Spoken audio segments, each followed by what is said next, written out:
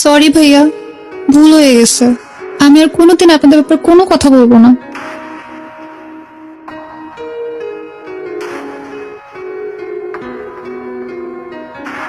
আমাকে একটা হাত দাও। কি হলো? দাও।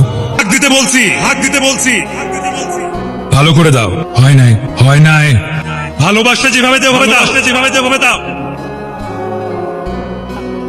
কি প্রতিদিন বাসা থেকে 1 মাইল দূরে নেমে যাও? বাসা বন্ধ গেলে কি সমস্যা? আমার বাসা কেউ যদি দেখে যে একটা ছেলে প্রতিদিন আমাকে বাসা গেটের সামনে নামিয়ে দিয়ে যায়, যদি জিজ্ঞেস করে ছেলেটা কে, তখন আমি কি বলবো? বলবা প্রেম করি, আমার বয়ফ্রেন্ড, ওর নাম রোশন। আমার বাবা কিন্তু পুলিশ। ভালোবাসলে বাবা পুলিশ ওগুলো ভয় পেলে চলবে না। তোমার ভয় না পেলেও চলবে, কিন্তু আমার চলবে না। মারজান, কি হয়েছে? কালকে শাকিলের বার্থডে, তুমি আমার সাথে যাবা, রাতে পার্টি আছে। আমি হ্যাঁ, সবাই জানে আমার গার্লফ্রেন্ড আছে, আমি বলছি নিয়ে আসবো। আমার বাসায় কোনোদিনও রাতে থাকতে অ্যালাউ করবে না। আমি তো বলে ফেলছি।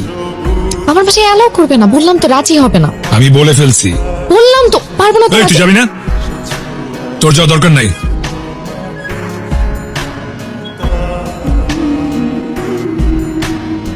কি ব্যাপার? কালকে রাতে আমি তোমাকে এতবার ফোন দিলাম, তুমি আমার ফোন ধরলে না কেন? দেখি নেই। ভাই পোলাটা চরম লেভেলের বেয়াদব। ক্যাম্পাসে সিনিয়র গোর সামনে বসে বিড়ি খায়, ওরা কিন্তু পোলাপেন যে কোনো টাইমে ঘাড়া দিব ভাই। ঘটনা কি?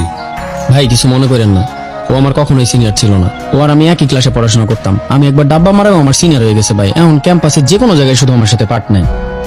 আচ্ছা কি হয়েছে আমাকে বলো তো? সেই কালকে থেকে দেখতেছি তুমি আমাকে ইগনোর করতেছো।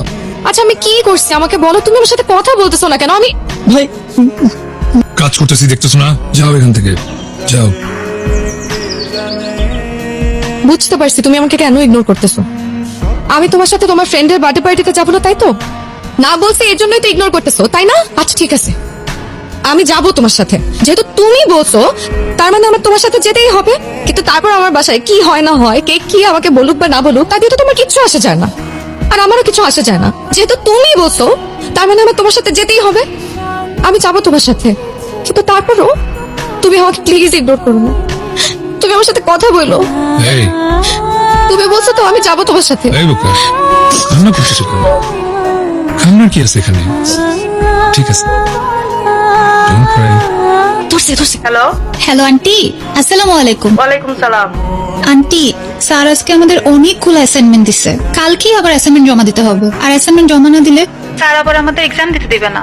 স্যার অনেক স্ট্রিক্ট। আন্টি, মার্জান আজকে আমাদের বাসায় থাকুক, থেকে আমরা গ্রুপ স্টাডি করলেই তাহলে কালকেই অ্যাসাইনমেন্টটা জমা দিতে পারবো। মার্জান কই? ও আমার পাশেই আছে আন্টি। ওরে দাও। এই যে কেন? হ্যালো মা, বলো। তোর কত বড় সাহস! তুই বাসায় আসবি না, এটা আবার তোর বান্ধবীরে দিয়া ফোন কইরা বলাইতেছস। আমি কি পিকনিক করতে যাইতেছি নাকি? ও তোমাকে বলছে না যে অ্যাসাইনমেন্ট আছে তাই যাইতেছি? ওই তোর বাপে যদি জিগায় তুই কই, তখন আমি কি জবাব দিমু? হ্যাঁ কি বলবো মানে? আবার যদি কিছু জিজ্ঞেস করে তাহলে বলবো অ্যাসাইনমেন্ট আছে। তুমি কিছু একটা ম্যানেজ করো না। পড়াশোনা না করলে তখন তো আবার ঠিকই ঝাড়ি দিবে। তুই কিন্তু ইদানিং বেশি বাড়তাছস। যা মন চাই তাই কর। কি বলে?